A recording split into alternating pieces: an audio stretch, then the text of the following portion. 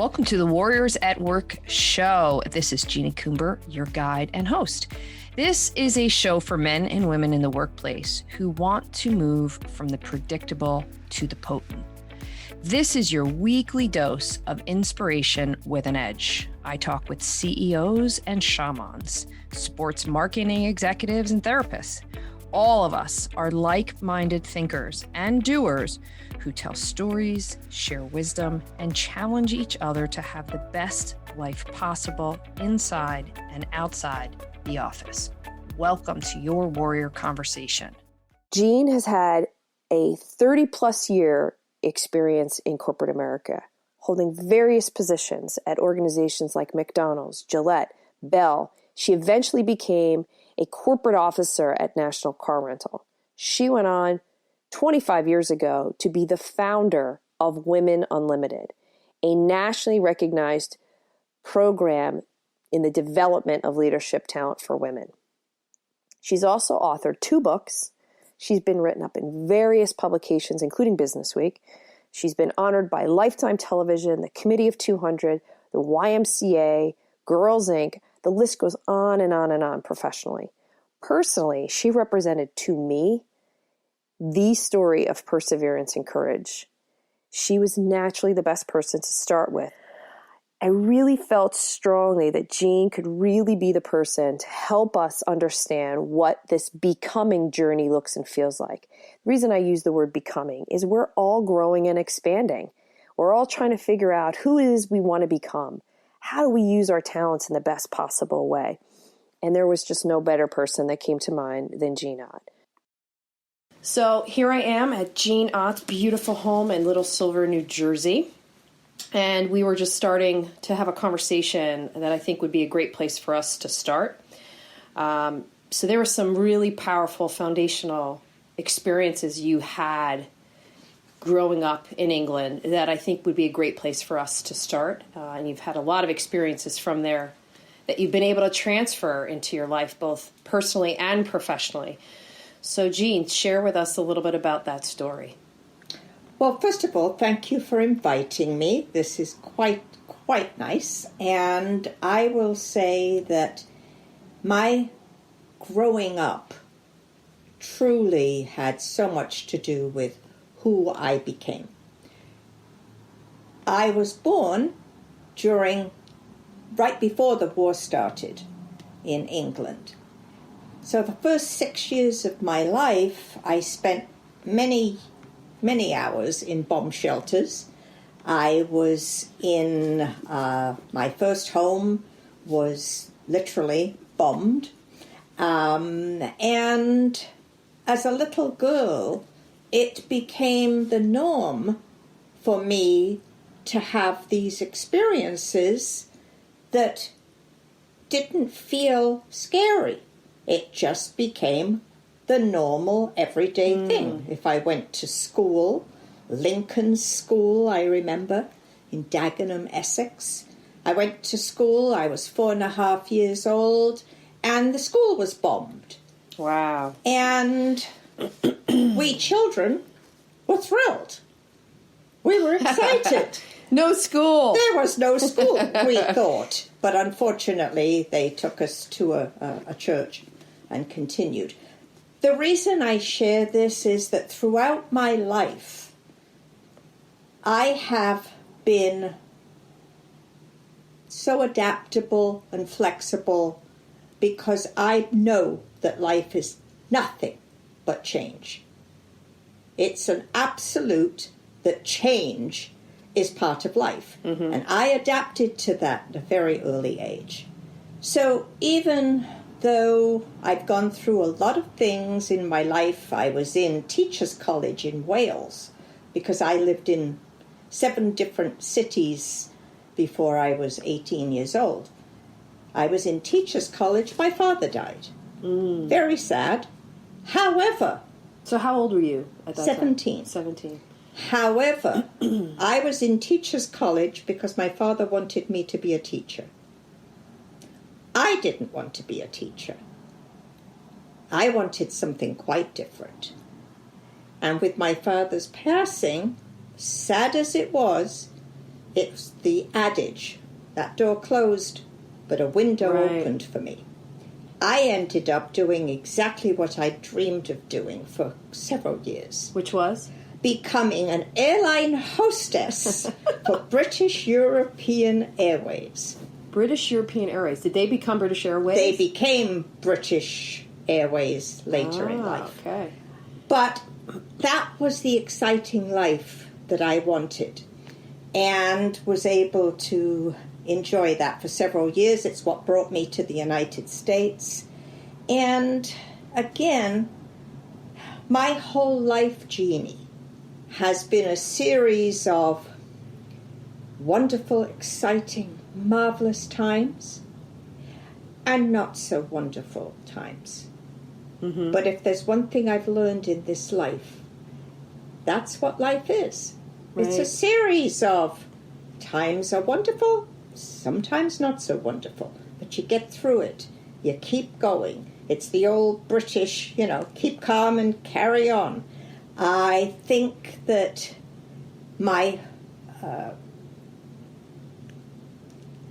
without a doubt, I'm very, very glad in a way that whilst I didn't have what I see many, many, many people having as very secure family life, living in one place all their life. I've lived in so many places I've lost count.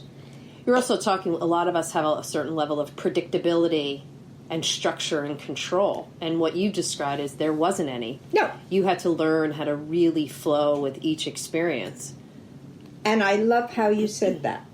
Learn how to flow with each experience, because each experience is different, whether it be personal or professional. So, as I said, I really took advantage of the fact that I wasn't afraid to go into a new experience. I looked at new experiences as great new adventures. It was very early in my career, very early. I was at Illinois Bell Telephone, and I was interviewing for a supervisory position. I was 26 years old and a female. And I was told by the then called personnel manager that it wasn't open to women. Mm-hmm. Boy, which, of course, begged the question, why not? And I was told, well, because women, especially if they get married, they get pregnant, and they leave, all of that stuff.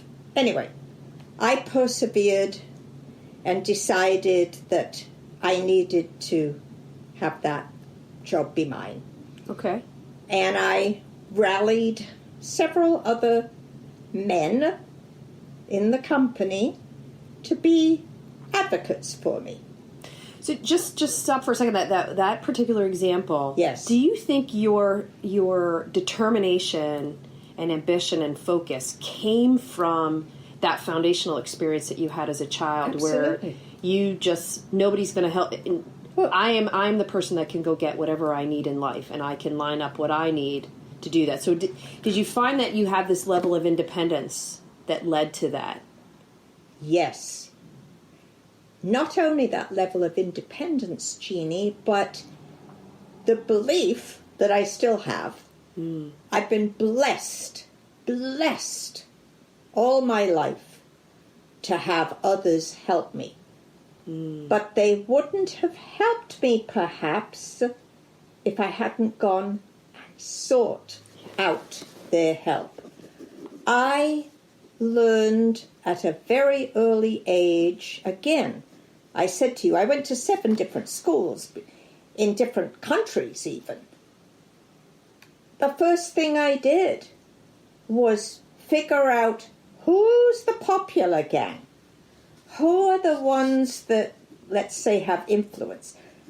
I made sure that I made them aware of things that I could perhaps do that would be helpful to them. And that translated a lot into my business acumen later. There was a point in my career where I realized that I was being successful in terms of promotions. I did end up becoming the first female corporate officer at National Car Rental. And I realized that it was interesting that there were many other women who were equally talented, more education than I had, but they were waiting for that moment that I always used to think of as, I dub thee queen of. They were waiting to be asked. They were waiting to be offered. They were waiting to see what opportunities. I never did that. I sought out opportunities. I made sure that I was letting people know, hey, if there's ever an opening in operations, I'd love to. I was making sure I did that because I, again, had learned at an early age, alliances, people who are willing to help you are going to really help you be successful. How did they find you doing that? In other words, did the other women, your colleagues, appreciate the fact that you would seek that out? Unfortunately, no. Yeah. I would say that the competitiveness was really tough. We're talking 30 years ago, Jeannie. Right. And women were only really coming into the senior management roles at that time. I will say that I actually got far, far more support from my male colleagues. Isn't that interesting? Than my female colleagues. But that is something that really spurred me on when I decided that I wanted to form my own company. Let me explain that. Please do. I went through one of those periods, actually in 1988, that the Queen calls it annus horribilis. It was a terrible year. Okay. I had, on one hand, career-wise, was on the highest high, career-wise. My husband, who was only 50, died of cancer. My mother died 4 weeks after my husband had died. My eldest son graduated and was hired by Disney and married, all within a 4-month period, moved to Florida. And my youngest son had joined the Marines and was sent to Desert Storm. It was not a great period in my life.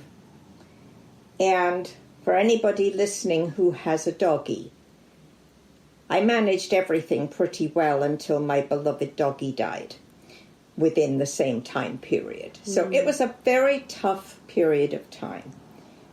However, I absolutely knew I would get through this. I would continue to seek ways to be enjoying life and making my life count for something. And it was not long after all of that happened that I was driving to work one morning. Lived in Minnesota, driving in feet of snow, thinking, this isn't lovely, and dreading going in to work. Dreading it. And it was at that time that I realized I was sitting in budget meetings. I was downsizing. I was doing nothing but administrative type work at a high level. Is this when you were a senior executive at National Car Yeah. Rental? Okay. So Yeah. this was your moment. This was your crucial pivoting moment on how you needed to capitalize on your experience and really become you now. I love how you put that, because I would say that was my defining, okay, your whole life has changed, Jean. You're now a single professional woman. You are living in Minneapolis, lovely place, but as a single person, I would say it was difficult to be a single person when all of your friends were married couples and so on and so forth. But the defining moment, as you call it, really was because I realized I had no passion for what I was doing. Yeah. I didn't feel any enjoyment, as I said, sitting in budget meetings and downsizing meetings.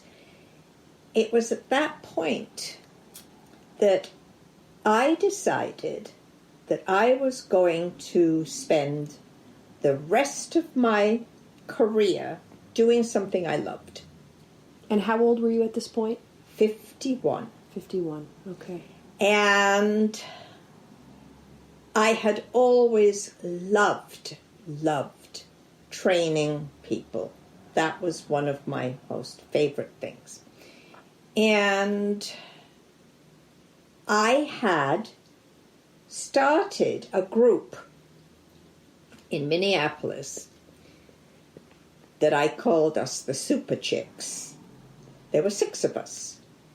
I had reached out to 5 other women who worked for companies, for example, like 3M, General Mills, Honeywell, IDS, which became part of American Express, Betty Crocker. They were all headquartered in Minneapolis, and I had reached out to find out who were their most senior women in their companies. And I asked them a question. Would you be interested in getting together, just informally, as a group of senior level women, just to discuss what it's like to be in the C-suite and the senior level? Every one of them responded, yes. We met. Did you cold call them? Yes. Wow. Yes. And they welcomed the idea. We met for dinner that first time. It was unbelievable how immediately we realized, oh, this is the best possible thing to be sharing our issues around being a senior level woman in a major corporation in a safe, non-competitive environment. Non-competitive being the operative word there. Very operative, Jeannie. Yeah. And be able to, quite frankly, share with each other best practices, worst practices. Yeah. And in addition, we would call each other when we were having an issue. So that group, we stayed together for 3 years. And it was one of the highlights of my career to have this wonderful network of women. All of us supporting each other, giving each other advice, a perspective that I would never have gotten. For example, one of the women was at General Mills. She was what today would have been a CFO. She was a treasurer. Mm-hmm. She helped all of us understand the numbers, really understand the numbers. I can remember the woman from 3M was in information technology. Right. That was just becoming big Sure. stuff. The stuff we learned from her was amazing. So Amazing. in essence, you were able to then learn the financials, which drive organizations, probably reading annual reports, understanding sort of bottom line numbers. And then you have an IT executive that teaches you all the infrastructure, like all the architecture and all the foundational pieces. And I have to tell you, Jeannie, that's amazing. I will tell you that it was so much fun to be in a meeting in my own company when the CFO would put up numbers and I would be able to say, so tell me what you think is going to happen with EBIT. Yeah. And have people staring at me like, how does she know that? Okay. From that wonderful experience with those women, not only did we become marvelous support systems for each other in a professional way, personally, we became a support system. But it was during that period that I realized this is what I love. I'm good at this stuff. I can facilitate a group and ask questions of a group that I don't see that many other people doing. That was the foundation of Women Unlimited. The idea that if this group of women were able to work together in a safe, non-competitive, supportive environment, why couldn't that be a business? So tell me about, so you were together for 3 years, you have this high-profile job at National Car Rental. Yeah. You've now come to the place where you're ready to transition. So tell me, like, what was that transition like? Did you just decide one day, okay, today's the day I quit. Today's the day I leave and No, it was very well planned out. Okay. It took about 18 months from the time I decided. In fact, I have a journal where I believe in journaling, by the way, Jeannie, because journaling, you can look back and say, oh, I thought that was the worst thing that was ever going to happen to me. And it wasn't. Yeah. And you can look at it and see, look at that. I was so worried about that. And of course, it never happened. Wasted time. So I was journaling for about 18 months. The vision I had, how I would leave the company, when I would leave the company, what I would do in terms of creating the business I wanted to run. Women Unlimited was very much what I wanted. And Women Unlimited stems from the fact that I wrote down the word women. Actually, it was on a cocktail napkin. But I wrote down the word women. I was with some friends and came up with Women's Organization for Mentoring, Education, and Networking. And that was it. It was, yes, of course, and unlimited. So I would say I had planned to leave at a certain date and time. Once again, a door closed and a window opened for me. 6 months before I was planning to leave, National Car Rental was bought out by General Motors. It was very clear that they were looking at a very different model of how to run the company. And just even meeting the new CEO, I knew it was time for me to go. They were offering all kinds of packages. And, of course, being a protected class, I was able to negotiate a very nice exit package. So that exit package was my seed money. I gave myself 2 years to determine, could I make a go of this idea that I had? Why 2 years? I figured it would take at least a year for me to get people to buy into the concept. I would have to be visiting companies. I'd have to be getting participants in my program. And then a year to perhaps see if I was going to be able to make money at this. Right.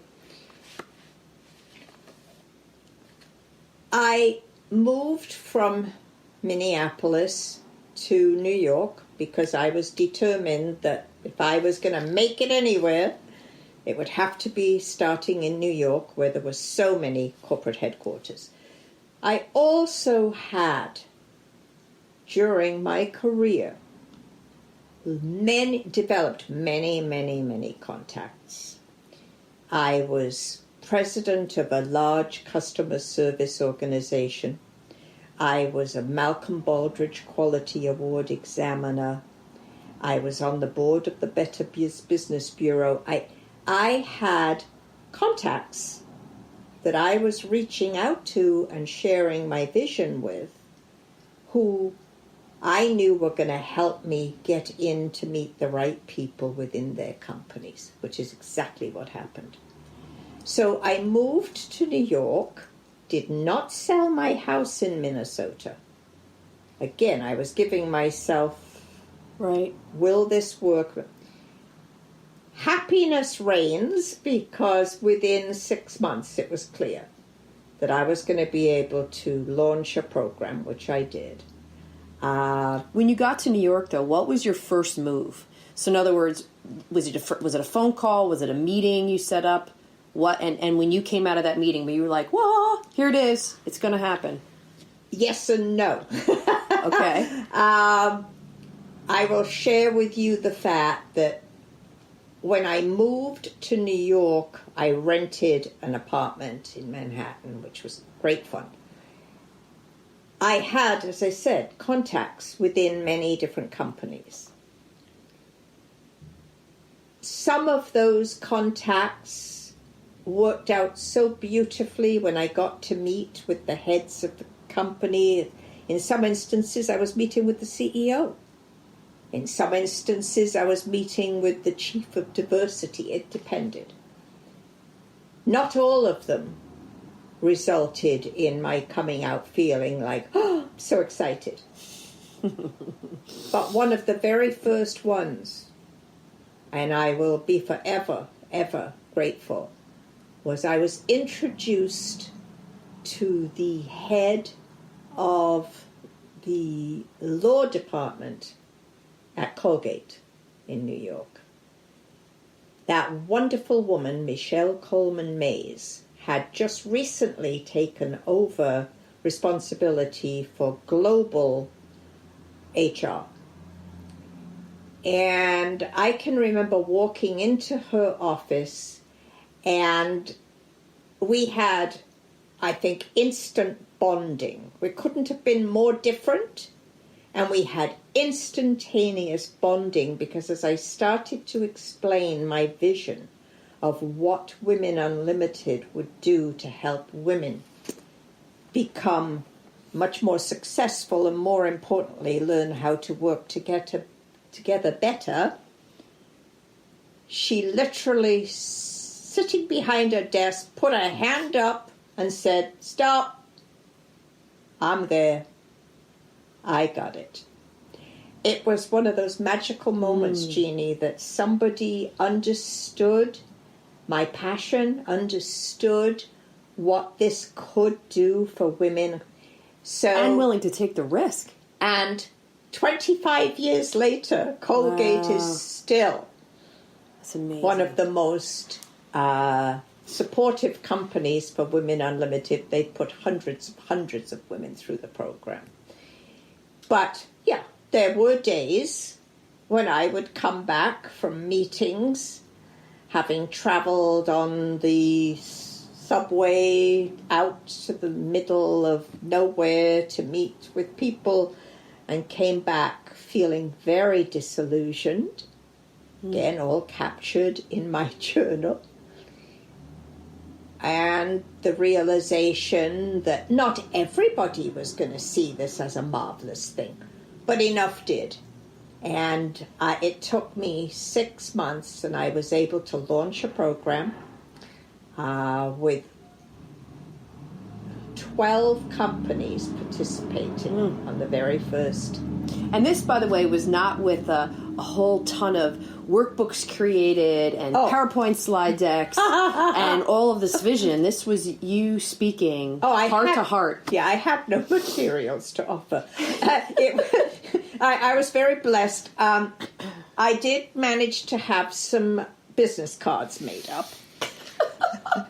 And of course, so that you were a viable entity. And at of least course, on a card. we're talking 25 years ago, Jeannie. I didn't have a website. Right. It was me. I was selling my passion and my belief in what women could do if we brought them together to share. And again, I was blessed that first group of women proved to be everything I had envisioned. In fact, it's interesting because I can remember at the very first graduation, it's a year-long program. These women come together once a month for a year. Companies were making that commitment. And watching what happened to these women in that year was one of the most rewarding things in my career. You know, the other thing that I was thinking about, I know Jack has played an influential role in your life.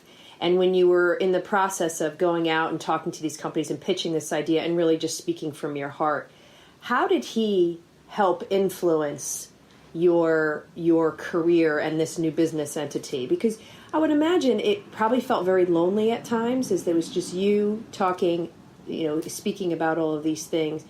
You must needed somebody to process this with, who knew you and knew what you were trying to create. And I know Jack is such an important part of your life. Well, as you know, because you're well aware of who he is, Jack Urish was my boss at one time at National Car Rental. He was one of the owners of the company and was one of my greatest advocates and supporters.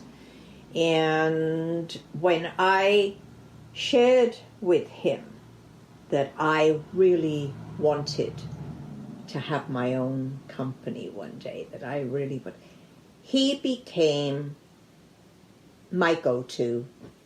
He became the person who absolutely wouldn't let me even think about not doing it. He pushed me.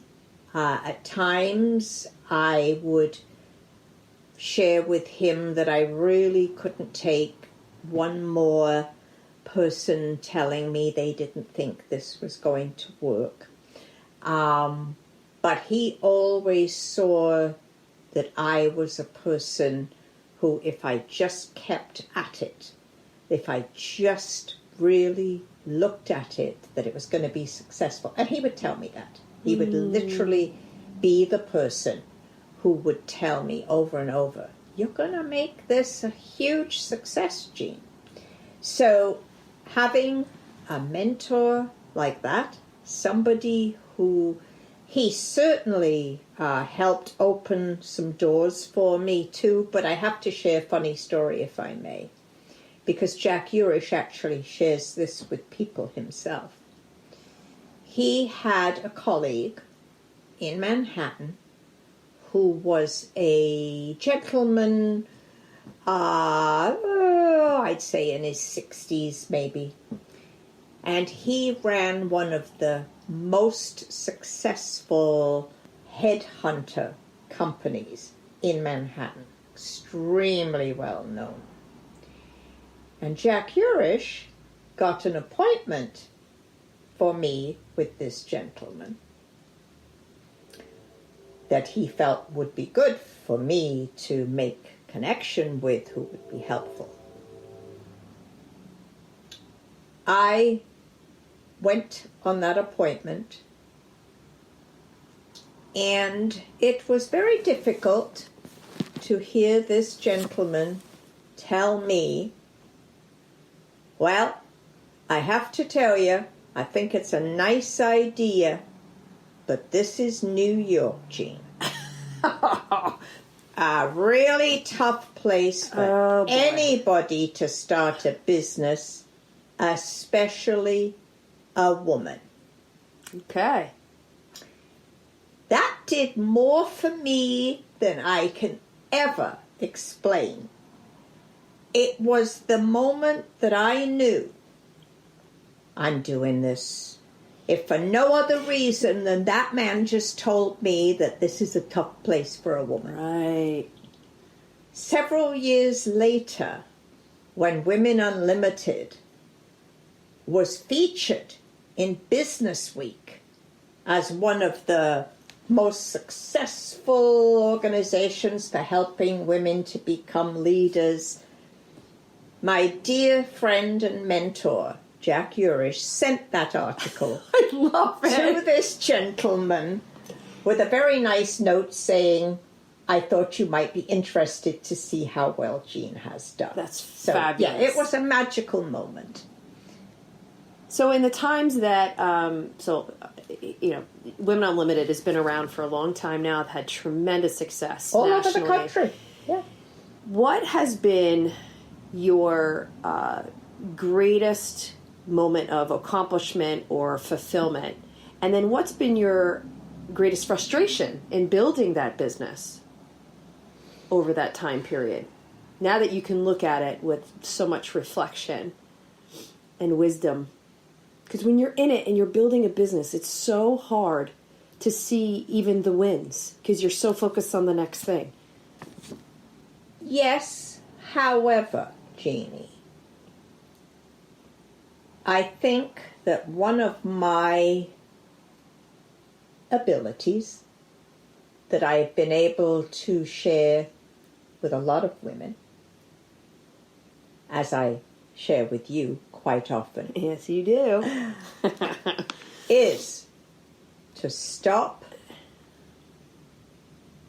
the presses, quiet down, and take a moment to rejoice in something wonderful that you've been doing. So, yes, I was in a lot of years of building the business, traveling all over the country, meeting with people.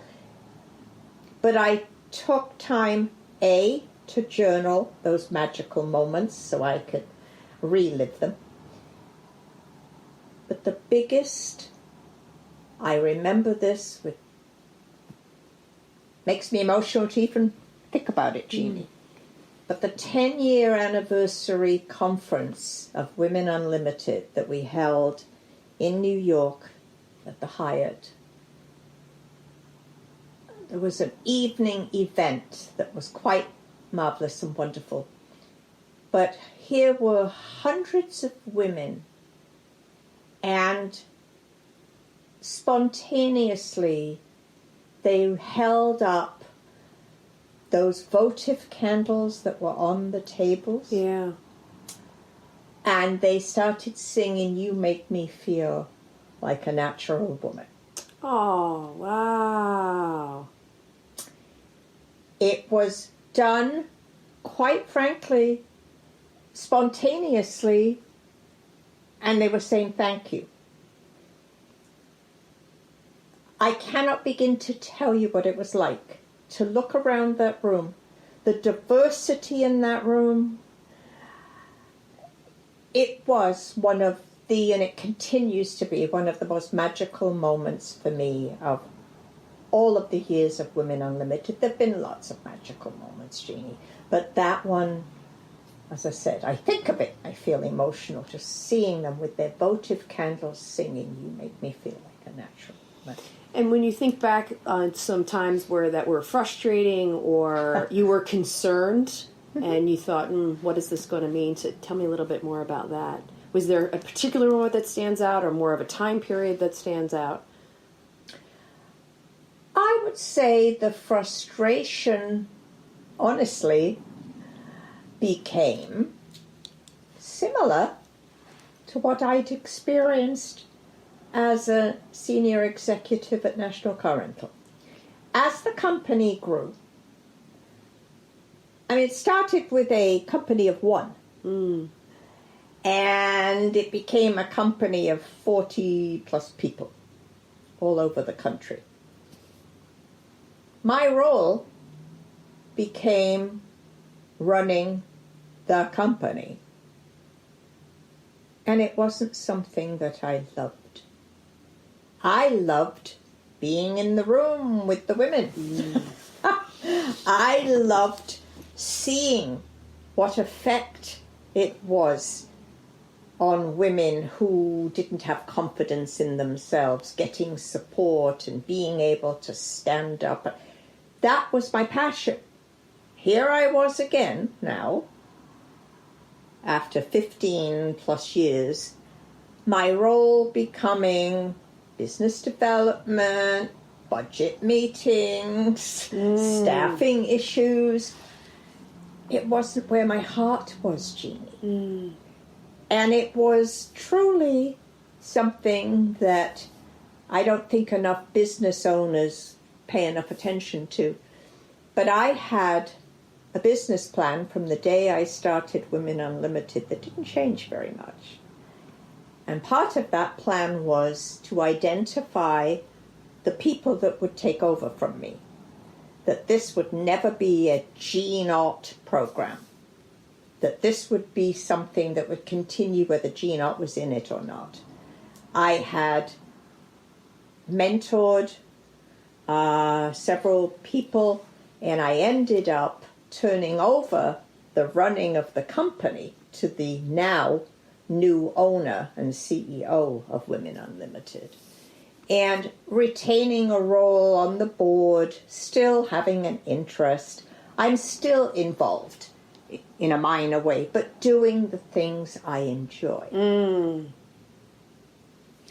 So now your business is wildly successful. 25 years later, you're enjoying more time for you, traveling, having a fantastic experience in life. What advice would you give to a younger version of Jean who's maybe just starting out, maybe even going back to the decision to work for what's now British Airways, or even earlier? What advice? Yeah. What would you say to the younger version of Jean? Never, ever be so afraid of things that may never happen, number one. Because a lot of times I think people get so afraid of things, and when they look back, it was something that never happened. Don't be worried about those times that things aren't going so well, because it will change. Last year I went through stage 3 cancer surgery and had to go through all of the radiation and chemotherapy and so on and so forth. It wasn't the happiest time of my life by any means. But again, I knew without a shadow of a doubt, okay, this is one of those periods. It's going to get better. It certainly has. It certainly has. I've done more wonderful traveling with family, friends in this past year. But I think if I were to give advice to myself, something I'd love to share that my husband actually shared with me. My advice would be, stop being so concerned about what other people think about you. The reason I say that is I can remember coming home one evening, sitting at the dinner table with my husband and sons, and I was just going off like crazy about a fellow at work that had really ticked me off, and I was going on and on and on, and things he had said and how it upset me and how he literally was telling me I was not understanding. I was furious. And my husband looked across the table and said, it's time that you understood that you care so much about what other people think about you, and they don't. Oh, God. It was true. such a fantastic, and I swear, Jeannie, this was over 30-something years ago. I think about that all the time. How many of us spend time being concerned about what happened and somebody said, and we get all upset? They're going about their lives. Yeah, We're do so not much important. storytelling. Yeah. We spend so much time projecting and Making assumptions. Making Yeah. assumptions that most of the time are ridiculous. So I have a few questions just to close out our conversation that I would love to hear your point of view on. Who or what brings you joy?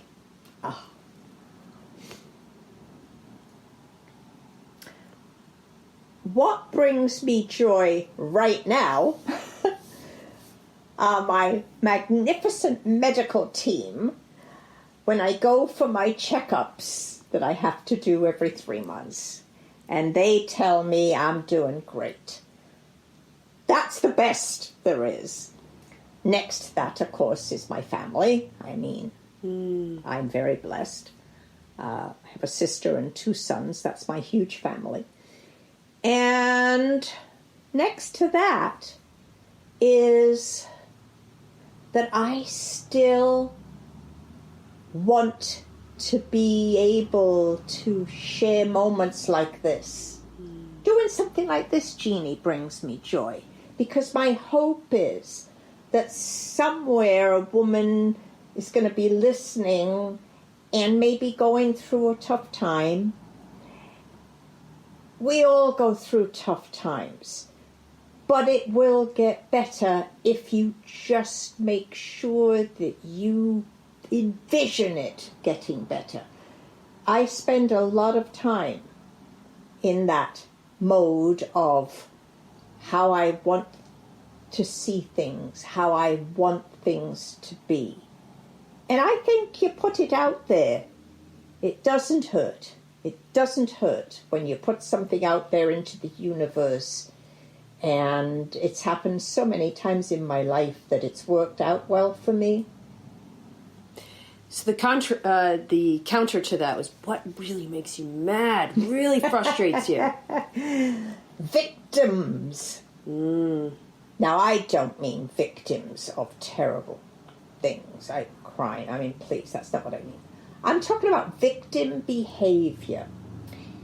I have a very difficult time when people share things with me that they're upset about.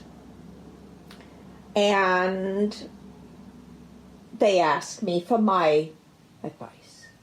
And I give it. Fine.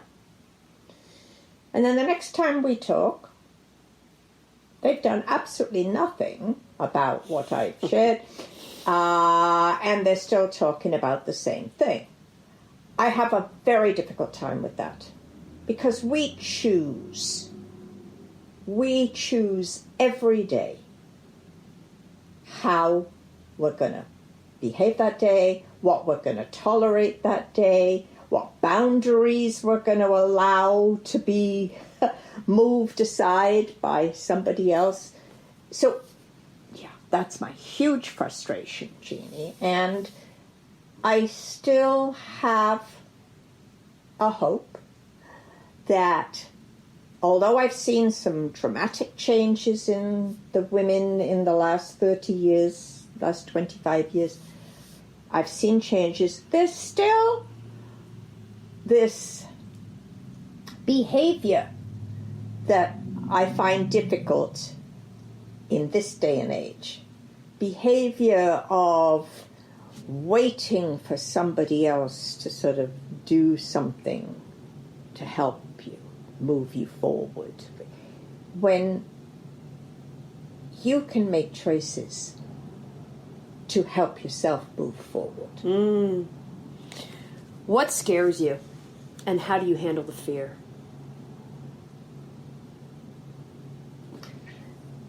Interesting. Anyone that's a parent, I think, knows. Scares me that, please God, my sons are safe and healthy and living good lives. So scares me that anything happening to them. That would be my number one fear. Right now, to be very frank with you,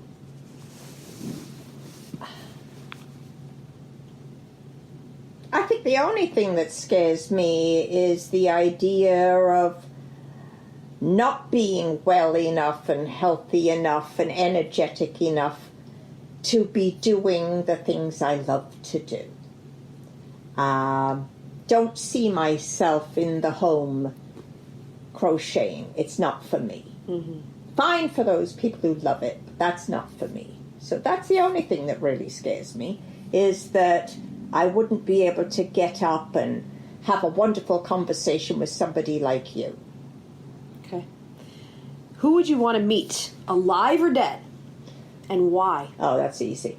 Who do you want to meet? Eleanor Roosevelt. Why? She's been my hero since I don't know when. I'm forever. A woman so ahead of her time. A woman who did more amazing things for this country. And talk about somebody who had to overcome so many obstacles, bless her heart, and put up with so many awful, awful things being written about her and said about her. I just think she was one of the most courageous women on the face of this planet. I'm sure if I really thought about, Sally Ride, for heaven's sakes, the whole space program. But Eleanor, I'd just love to sit down with Eleanor and find out what drove her. Final question. What's a daily practice or ritual you have that you do every single day that you think keeps you aligned and connected? Every single day, I ask God to help me make this be a good day, that I contribute something to the universe. Every single day, I make sure I find something to laugh at. So, for an example, I can put on Sweet Caroline and dance around and laugh so hard when I go, da, da, da. I make sure love it. Every single day I find something to laugh at, no matter how the day is. And I think, in honesty, every single day I really do make every effort to reach out to somebody that I care about. It might just be a text, email these days, but just keeping me connected with people I really care about. I'm in the final chapter here, and I want to make sure that I don't waste time. Don't waste time. I got it. So thank you, Jean, for sharing so much of your personal story, personally and professionally. I think you've had incredible experience, and you're such a great role model for perseverance and courage, creativity, given so many great tips, tricks, perspective here. And I love your honesty in really sharing with us a little bit more about you personally. So I think this was a great conversation, and looking forward to hearing about your next adventures. And it's been sincerely a pleasure. Thank you for joining me for another episode of the Warriors at Work show. If you are interested in learning more about what we do at the Warriors at Work show and platform, be sure to go over to my website, Jeannie Coomber, and subscribe to my monthly Warrior Playbook newsletter. I share everything that I'm up to month by month, as well as some lessons and insights that I've learned. I'm also interested in hearing any feedback you have about this conversation or future topics. So reach out to me directly on jc@jeanniecoomber.com or on LinkedIn. Be sure to tell your friends and your colleagues about this Warriors at Work conversation. Subscribe, review, and rate us. It's the best way to get this message out into the world. Be well.